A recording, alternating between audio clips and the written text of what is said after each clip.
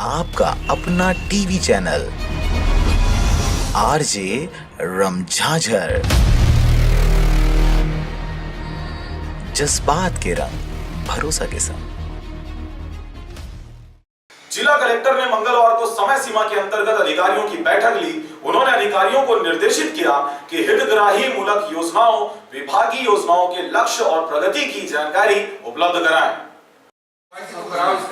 जी sir, लेकिन इसमें maximum लोगों का नाम नहीं है, ऐसा पता चल रहा है सर। अरे नहीं है तो भाई केवाईसी करे, नाम नहीं है अपात्र हो जाएगा। जी केवाईसी तो कराओ जी रिजेक्शन का परसेंटेज बढ़ेगा और क्या हो। जी, और जो अपन फोकस लिस्ट दिए है सर, उसमें जनपदों से जो प्राप्त हुए सर 5616 का, उसके अगेंस्ट सर इंस्टॉलेशन का जो काम हुआ है 1446 का हो चुका है सर। कमजोर है इसका यही क्लियर केवाईसी